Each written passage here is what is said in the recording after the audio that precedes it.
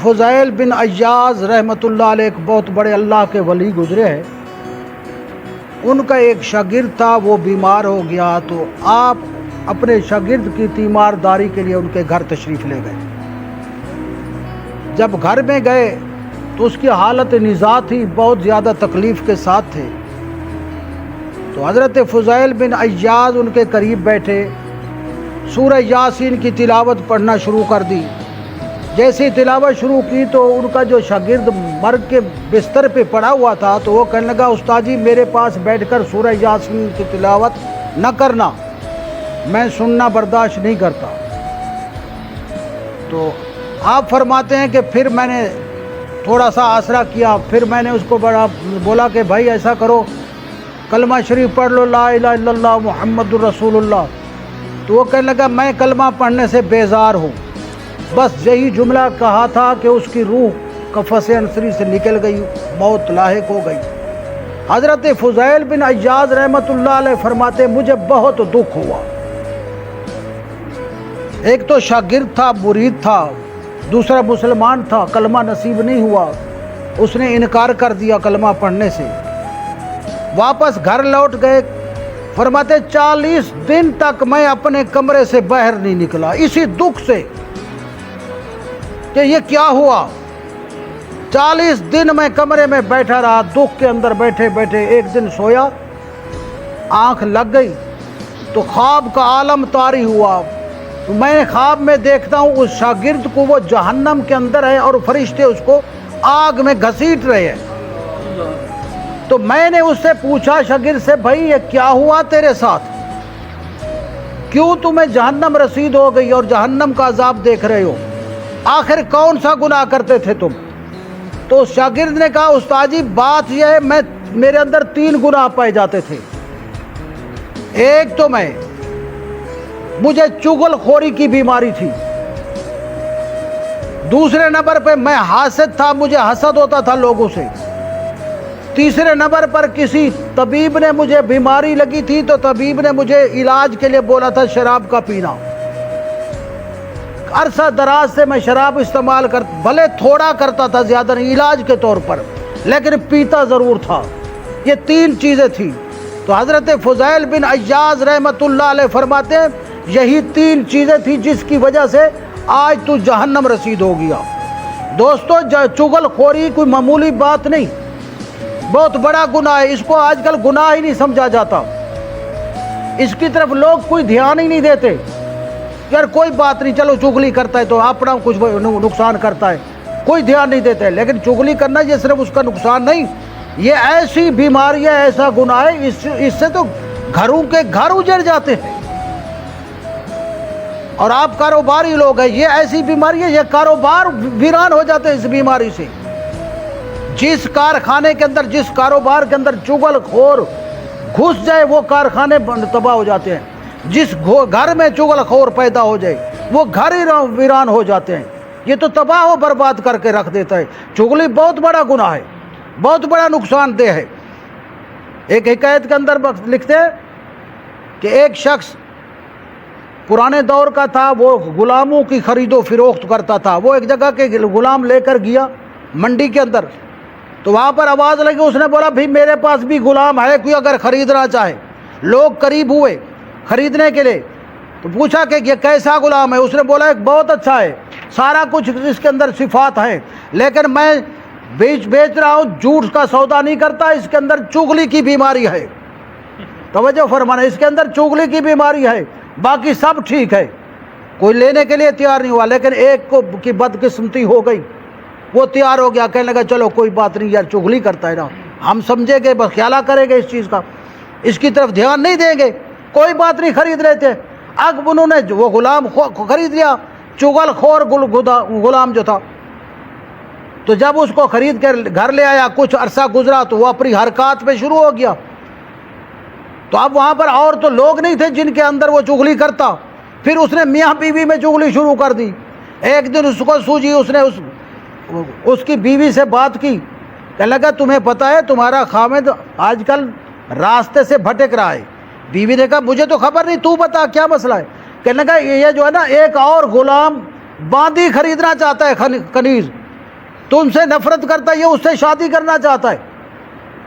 تو اس نے بولا کہ تو سچی بات کر رہے ہے؟ کہ ہاں میں سچی بات کر رہا ہوں۔ کہنے لگا مجھے کیسے پتہ چلے گا کہ تو سچی بات کر رہا ہے؟ ہو سکتا ہے تو جھوٹ بول رہا ہو، کوئی اس کی کوئی نشانی بتا۔ کہنے لگا اس کی نشانی یہ ہے کہ یہ ابھی کچھ دنوں میں آپ کے سامنے ظاہر ہو جائے گا۔ تو وہ عورت ذات جو ہے بہت جلدی، بس کے دماغ کی کچی ہوتی ہے، ذہن کی، وہ گھبرا گئی۔ تو اس کے کہنے لگی اچھا مجھے کوئی حل بتا تاکہ میرا خاوند دوسری کوئی شادی نہ کر سکے، کوئی ایسا راستہ بتا۔ اس میں راستہ آسان ہے، تو ایسا کر، استرا یا کینچی لے لے، جب تیرا خاوند سو جائے، نیند میں ہو، تو اس کی داڑھی کے کچھ بال کاٹ کے میرے پاس لے آنا، میں جادوگر کے پاس لے جاؤں گا، ایسا منتر پڑے گا، یہ تیرے ساتھ محبت کرے گا، باقی سب کو چھوڑ دے گا۔ بات بن گئی، ٹھیک ہے بھی، بیوی تیار ہو گئی۔ اب وہ ادھر چلا اس کے خاوند کے پاس، اسے کہنے لگا بھائی بات یہ ہے، یہ بیوی تمہاری جو ہے یہ کسی اور کے ساتھ معاشقہ کر رہی ہے، کسی اور کے ساتھ محبت کر بیٹھی ہے۔ وہ کہنے لگا جھوٹ نہ بول، اتنی زندگی میں کبھی میری بیوی کی ایسی بات نہیں ہوئی، تو کیسے کہتا ہے میری بیوی معاشقہ کرتی ہے غیروں کے ساتھ؟ کہنے لگا جناب پھر دیکھ لینا، ابھی آپ کے سامنے آ جائے گا، یہ اس نے تو منصوبہ بنا لیا ہے، یہ آپ کو قتل کرنے والی ہے، کسی نے بھی قتل کر دے گی، اور وہ تیار ہو چکی ہے۔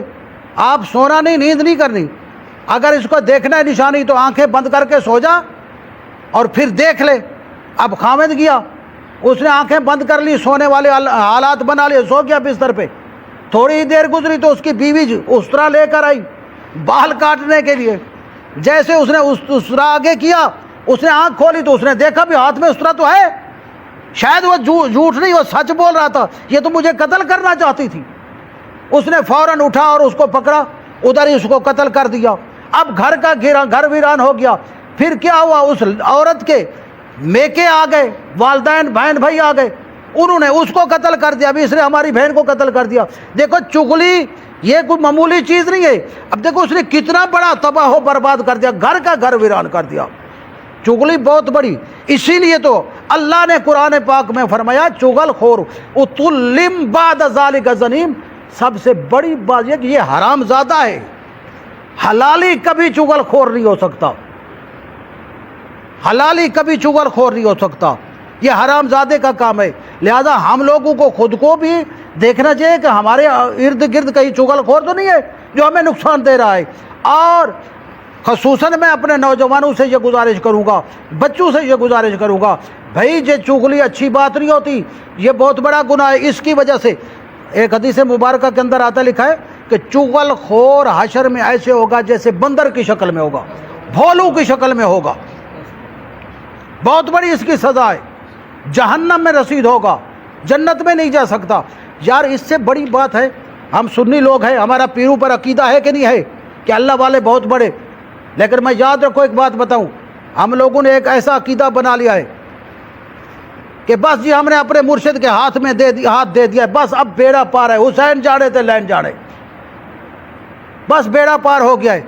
لیکن یاد رکھو حضرت فضیل بن عیاض بہت بڑے اللہ کے ولی تھے، سورہ یاسین پڑھنے تشریف لے گئے، کلمہ کی تاکید کی۔ بھائی صرف ہاتھ میں ہاتھ دینے سے بیڑا پار نہیں ہوتا، جب تک اپنے مرشد کے کہنے کے مطابق زندگی نہ بنائی جائے۔ مرشد ہمیں راستہ دکھاتا ہے، نماز کا سبق دیتا ہے، سچائی کا درس دیتا ہے۔ اگر مرشد کے کہنے کے مطابق اپنی زندگی کو شریعت کے مطابق ڈھال دیں گے تو پھر مرشد وہاں گواہی دے گا کہ یا اللہ واقعی اس کو میں نے سبق دیا تھا، اس کے مطابق زندگی گزار کے آیا ہے، پھر تو جنتی ہے۔ ورنہ یہ آسرا مت کرنا کہ بس ہم نے مرشد کے ہاتھ میں دے دیا ہاتھ تو ہمارا بیڑا پار ہو گیا، ایسے بیڑا پار نہیں ہوتا جب تک ان کے کہنے کے مطابق۔ چغلی بہت بڑی، ایسی اس کے ساتھ ایسی میں نے دوسری بات حسد کی۔ حسد بہت بڑی بیماری ہے، میں بات کو ختم کرنے والا ہوں، بس توجہ فرما۔ حسد بہت بڑی بیماری ہے۔ یہ حسد عام طور سے تکیہ کلام ہے جی، حاسد کی بد نظری سے بچے جی، حسد کی بہت بڑی نظر ہوتی ہے۔ یہ حاسد بہت بڑا، یہ کیوں حسد کرتا ہے؟ اس کو تکلیف ہوتی ہے بس، اور کچھ نہیں۔ نہ کسی کو اچھا کھانا دیکھ کر برداشت کرتا ہے، نہ اس کو اچھا لباس کسی کا برداشت ہوتا ہے۔ اگر کسی کا کاروبار چل پڑا ہے، عروج پہ چلا گیا، تو اس کو خواہ مخواہ میں اللہ واسطے حسد شروع ہو گیا، تکلیف شروع ہو گئی۔ پھر اس کے اندر ایسی تکلیف بھڑکتی ہے، یہ بیچارہ سکون سے بیٹھ نہیں سکتا، سوچتا ہے، حربے سوچتا ہے دل کے اندر کہ یار کوئی ایسا حربہ سوچوں کہ اس کا کھانا خراب ہو جائے، اس کا بیڑا غرق ہو جائے، اس کا کام رک جائے، اور کوئی بس نہیں چلتا تو پھر یہ بھی جادوگر تلاش کرتا ہے، ایسا ٹونا کر دے جائے اس کا کام ٹھنڈا ہو جائے، اور اگر کسی کا کام ٹھنڈا ہو جائے پھر اس کے لفظوں کو دیکھ ظاہراً تو وہ اس کے اوپر افسوس کے اظہار کر رہا ہوتا ہے، یار بیچارے کا کام، لیکن اس کے چہرے کو دیکھا کرو، اس کے چہرے سے مسکراہٹ ہوگی، ظاہراً نہیں ہوگی، لیکن بس اس چہرے کو دیکھو گے تو اس کا چہرہ خوش خوش نظر آئے گا، وہ اس کا اندر بول رہا ہوتا ہے، چہرہ جو اس کی گواہی دے رہا ہوتا ہے کہ یہ جھوٹ بول رہا ہے، اندر سے یہ خوش کو خوش ہو رہا ہے، کیونکہ یہ حسد کی بیماری ہے، علامت ہے، اور یہ حسد سے پھر کئی گنا اس سے جھوٹ نکلتا ہے، اس سے جھوٹی قسمیں اٹھائی جاتی ہیں، چغلی، یہ سارا کچھ اس حسد کی وجہ سے ہوتا ہے۔ دعا ہے اللہ تعالیٰ ہم لوگوں کو چغل خوری جیسی بیماری سے بھی محفوظ فرمائے، اللہ حسد سے بچائے، اللہ حسد کے حاسد سے ہر مسلمان کو بچائے۔ وما علینا